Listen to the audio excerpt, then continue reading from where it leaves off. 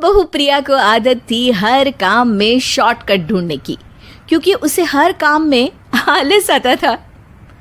अरे यार, दूध गर्म कर दो ना। अरे पेट में जाके तो दूध ठंडा ही हो जाना है ना, तो ठंडा ही पी लो ना। अरे तुम मेरा सर गर्म मत करो यार। अच्छा है, सर गर्म हो जाए तो सर पे दूध रख लेना, वो भी गर्म हो जाएगा।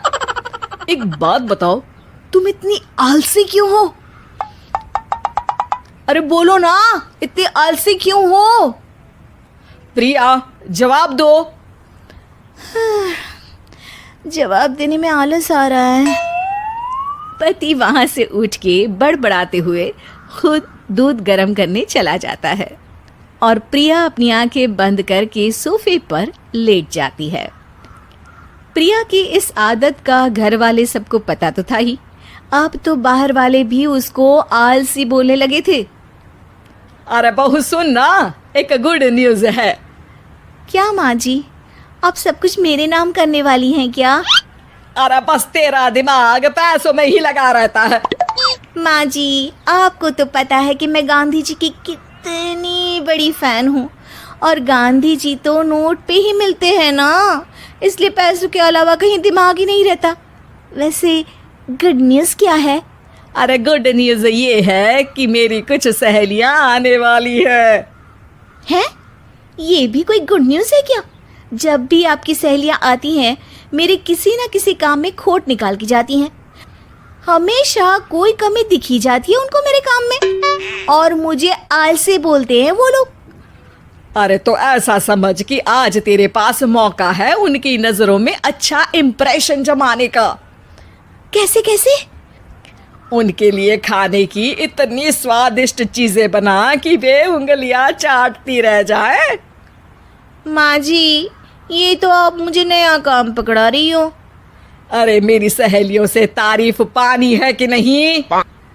हाँ, पानी तो है। तो बस जाओ, बन जाओ बावर्ची, लगाओ तड़का, कल शाम को आएंगी वो। अगले दिन सास सुबह से घर के बाहर अपनी सहेलियों के पास चली जाती है, और शाम को सब प्रिया के हाथ का खाना खाने घर आते हैं। आज देखते हैं कि प्रिया बनाती क्या है। हाँ हाँ, पिछली बार हमने बोला कुछ हल्का खाएंगे तो पापड़ फ्राई करके ला दिए थे बस। हाँ, और उसके पहले जब आए थे और बोला था कि भारी खाना खाना है तो तरबूज काट कर ले आई थी।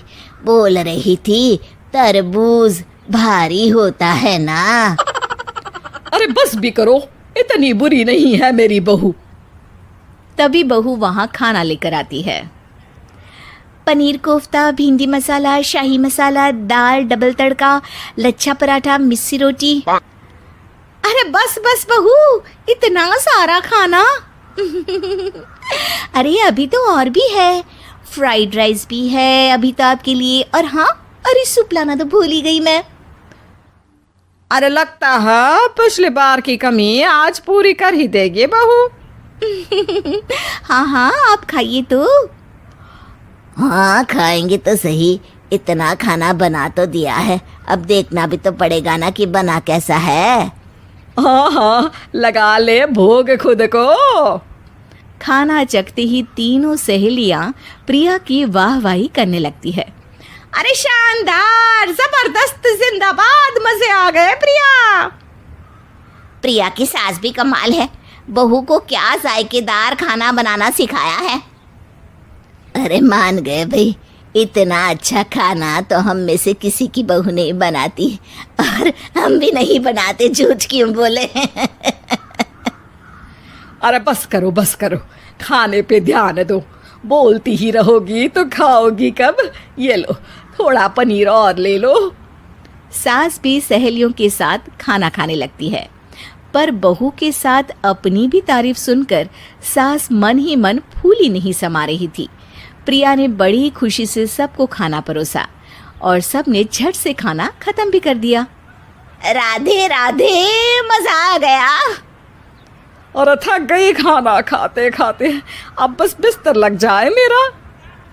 अब तो जब भी मेरे घर मेहमान आएंगे प्रिया को ले जाया करूंगी खाना बनाने के लिए। मेहमान भी खुश हो जाएंगे। सास खुश है कि प्रिया की इमेज अपनी सहेलियों के सामने काफी सुधर गई है। प्रिया खाने के बर्तन समेटती है। इतने में तीनों सहेलियां हाथ धोने किचन में चली जाती है। तभी एक सहेली देखती है कि किचन स्टैंड पर कागज पड़ा हुआ है। वो सोचती है कि कागज को डस्टबिन में डाल दे। जैसे ही वो उसे उठाती है तो देखती ही रह जाती है। दरअसल वो एक बिल है जिसमें वो सारी चीजें लिखी है जो उन्होंने अभी अभी खाई है। वो चुपचाप बिल उठाकर बाहर आ जाती है और उसके पीछे बाकी दो सहेलियां भी आती हैं। प्रिया, खाना अच्छा बनाया था। सच कहूँ तो बहुत अच्छा बनाया था। थैंक यू, बहुत अच्छा लगा सुन के। हाँ, पर जिसने बनाया वो इतनी तारीफ सुनता तो उसे और भी अच्छा लगता। क्या मतलब? ये बिल देखो, तुम्हारी बहू ने ऑनलाइन ऑर्डर किया था खाना। अरे तारीख तो आज की ही है ना?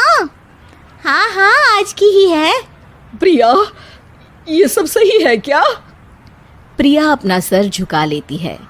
सास सब समझ जाती है कि बहू की चोरी पकड़ी गई है। इतना भी आलस अच्छा नहीं प्रिया। अरे बता ही देती कि बाहर का खाना है। मैं बाहर का खाना खाती नहीं हूँ। तीनों सहेलियां वहां से जा रही होती है कि तभी उनमें से एक मुड़कर कहती है, अब ये तो बताओ कि खाने की रेटिंग बहू को दे या डिलीवर करने वाले को। प्रिया समझ जाती है कि शॉर्टकट लेने की वजह से उसके साथ सास को भी ये बेइज्जती झेलनी पड़ी और वो कसम खाती है कि अब से शॉर्टकट से नहीं, मेहनत से काम करेगी।